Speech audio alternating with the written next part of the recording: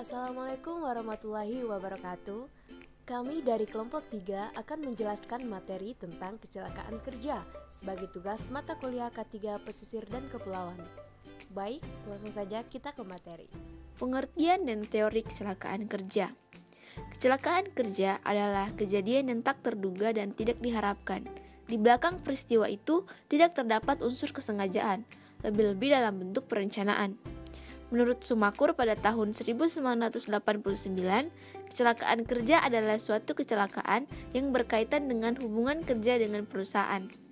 Dan kecelakaan akibat kerja adalah kecelakaan yang berhubungan dengan hubungan kerja pada perusahaan atau perkantoran. Materi selanjutnya, analisis sebab dan akibat kecelakaan kerja. Menurut Sumamur tahun 1981, 80 hingga 85% kecelakaan disebabkan oleh kelalaian atau unsafe human acts dan kesalahan manusia atau human error. Ada 4 penyebab utama kecelakaan kerja, yaitu yang pertama peralatan kerja dan perlengkapannya, yang kedua tidak tersedianya alat pengaman dan pelindung bagi tenaga kerja, yang ketiga keadaan tempat kerja yang tidak memenuhi syarat seperti faktor fisik dan faktor kimia, yang keempat pekerja kurangnya pengetahuan dan pengalaman tentang cara kerja, serta kondisi fisik pekerja yang kurang baik. Akar penyebab kecelakaan dapat dibagi menjadi 2 kelompok. Yang pertama, immediate. Kelompok ini terdiri dari 2 faktor, yaitu pertama, unsafe condition adalah lingkungan yang tidak aman. Kedua, unsafe wage adalah pekerjaan yang tidak aman. 2. Contributing causes terdiri dari pertama, safety management, misalnya instruksi yang kurang jelas. 2. Kondisi mental pekerja, misalnya kesadaran tentang keselamatan kerja kurang.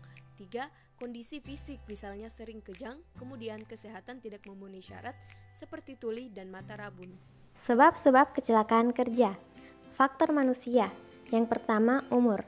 Golongan umur tua mempunyai kecenderungan yang lebih tinggi untuk mengalami kecelakaan. 2. Tingkat pendidikan. Pekerja dengan tingkat pendidikan yang rendah akan bekerja di lapangan mengandalkan fisik. Hal ini mempengaruhi terjadinya kecelakaan. 3. Pengalaman kerja. Meningginya pengalaman dan keterampilan akan disertai dengan penurunan angka kecelakaan akibat kerja. Selanjutnya, faktor pekerjaan. Yang pertama, giliran kerja atau shift, yaitu ketidakmampuan pekerja untuk beradaptasi dengan kerja pada malam hari. 2. Jenis atau unit pekerjaan. Jenis pekerjaan mempunyai pengaruh besar terhadap risiko terjadinya kecelakaan akibat kerja. Berikutnya, faktor lingkungan. Yang pertama, lingkungan fisik, yaitu pencahayaan yang tidak sesuai dan kebisingan. 2. Lingkungan kimia, berupa bahan baku suatu produksi, hasil suatu produksi dari suatu proses produksi sendiri, ataupun limbah dari suatu produksi. Terakhir, lingkungan biologi, berupa jasa trenik, gangguan dari serangga maupun binatang lain yang ada di tempat kerja. Selanjutnya yaitu faktor-faktor yang mempengaruhi terjadinya kecelakaan kerja. Kecelakaan kerja yang terjadi dapat disebabkan oleh 2 faktor, yaitu yang pertama faktor manusia dan kedua faktor mekanik. Faktor manusia meliputi aturan kerja, kemampuan pekerja, di mana kemampuan pekerja yaitu usia, masa kerja atau pengalaman, kurangnya kecakapan, dan lambatnya mengambil keputusan. Disiplin kerja, perbuatan-perbuatan yang mendatangkan kecelakaan, ketidakcocokan fisik dan mental, kesalahan-kesalahan yang disebabkan oleh pekerja dan karena sikap yang tidak wajar seperti terlalu berani, sembrono, tidak mengindahkan instruksi, kelalaian, melamun, tidak mau bekerja sama, dan kurang sabar. Faktor kedua yaitu faktor mekanik dan lingkungan. Letak mesin tidak dilengkapi dengan alat pelindung tidak dipakai, alat-alat kerja yang telah rusak. Lingkungan kerja berpengaruh besar terhadap moral pekerja. Sedangkan dari sumber lain dituliskan bahwa penyebab kecelakaan sebagai berikut. Yang pertama yaitu faktor pekerja. Faktor pekerja meliputi jam kerja. Yang dimaksud jam kerja adalah jam waktu bekerja termasuk waktu istirahat dan lamanya bekerja, sehingga dengan adanya waktu istirahat ini dapat mengurangi kecelakaan kerja. Yang kedua, faktor manusia atau human factor. faktor manusia meliputi umur pekerja. Penelitian dalam teks refleks memberikan kesimpulan bahwa umur mempunyai pengaruh penting dalam menimbulkan kecelakaan akibat kerja. Ternyata, golongan umur muda mempunyai kecenderungan untuk mendapatkan kecelakaan lebih rendah dibanding usia tua karena mempunyai kecepatan reaksi lebih tinggi. Faktor manusia berikutnya yaitu pengalaman bekerja, tingkat pendidikan dan keterampilan, lama bekerja, dan kelelahan. Mungkin itu dari saya. Terima kasih. Selanjutnya yaitu kecelakaan kerja karena faktor manusia. Kecelakaan kerja karena faktor manusia terdiri atas beberapa faktor, di antaranya ketidakseimbangan fisik atau kemampuan fisik tenaga kerja, yang meliputi tidak sesuai berat badan, kekuatan dan jangkauan. Yang kedua, posisi tubuh yang menyebabkan lebih aman. Yang ketiga, kepekaan tubuh. Yang keempat, kepekaan panca indera terhadap bunyi. Dan yang kelima, cacat fisik dan cacat sementara. Kecelakaan kerja karena faktor manusia. Yang kedua, ketidakseimbangan kemampuan psikologis pekerja, antara lain yang pertama rasa takut atau fobia, yang kedua gangguan emosional, yang ketiga sakit jiwa, yang keempat tingkat kecakapan, yang kelima tidak mampu memahami, yang keenam sedikit ide atau pendapat, yang ketujuh gerakan lambat, dan yang terakhir keterampilan yang kurang. Baiklah, saya akan memaparkan materi dari pemateri sebelumnya, yaitu kecelakaan kerja karena faktor manusia. Kurang pengetahuan antara lain: 1. Kurangnya pengalaman, 2. Kurangnya orientasi, 3. Kurang latihan memahami tombol-tombol atau petunjuk lain, 4. Kurang latihan memahami data. Selanjutnya, kecelakaan kerja karena faktor manusia. Yang keempat, salah pengertian terhadap suatu perintah, antara lain kurang terampil, kurang mengadakan latihan praktik, penampilan kurang kreatif, salah pengertian. Selanjutnya, kecelakaan kerja karena faktor manusia. Yang kelima, stres mental. Antara lain yaitu yang pertama, emosi berlebihan, yang kedua, beban mental yang berlebihan, yang ketiga, pendiam dan tertutup, keempat, problem dengan suatu yang tidak dapat dipahami, yang kelima, frustasi, dan yang terakhir, sakit mental. Selanjutnya, stres fisik antara lain yang pertama, badan sakit atau tidak sehat badan, yang kedua, beban tugas berlebihan, yang ketiga, kurang istirahat, yang keempat, kelelahan sensori, yang kelima, terpapar bahan berbahaya. Yang ketujuh, motivasi menurun atau kurang termotivasi, antara lain yang pertama, mau bekerja bila ada penguatan atau hadiah, yang kedua, frustasi berlebihan, yang ketiga, tidak ada umpan balik, yang keempat, tidak mendapat intensif produksi, yang kelima, terlalu tertekan. Selanjutnya, akibat atau dampak kecelakaan kerja. Yang pertama, kerugian bagi instansi.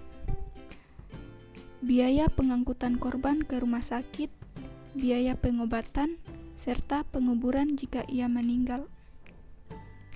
Yang kedua, kerugian bagi korban. Kerugian paling fatal bagi korban adalah jika kecelakaan itu sampai mengakibatkan ia cacat atau meninggal dunia.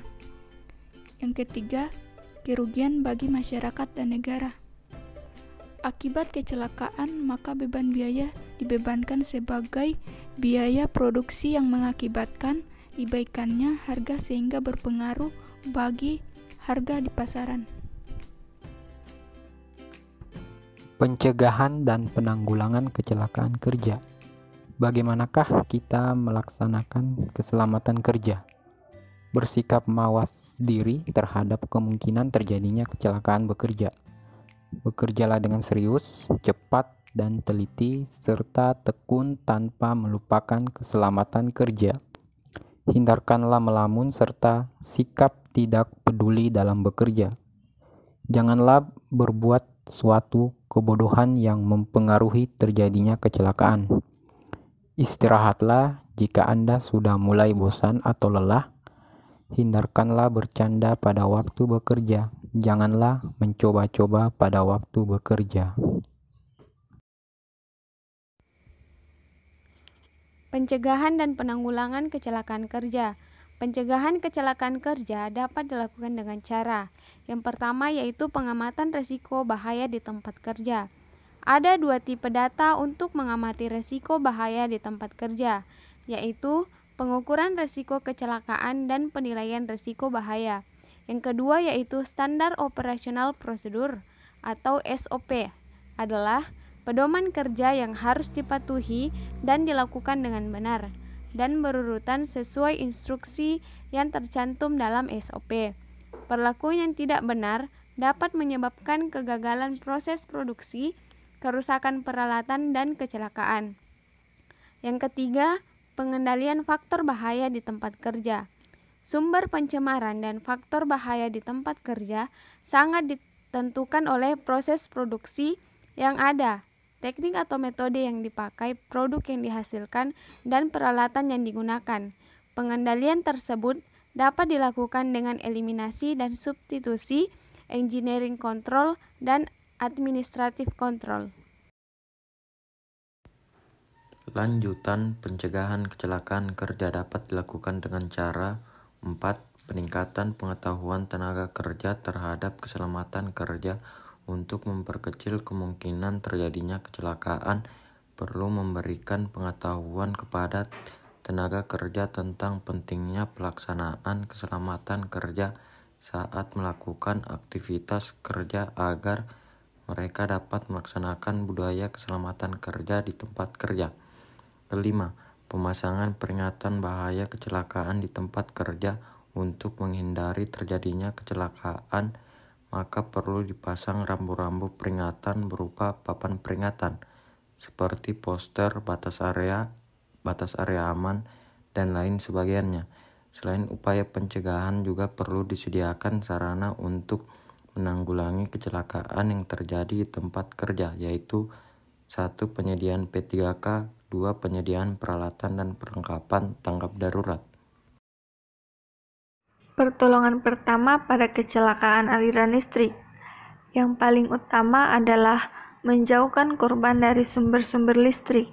Ini dapat dilakukan dengan mematikan tombol induk listrik atau melepaskan steker dari peralatan listrik ini dari stop kontak di dinding.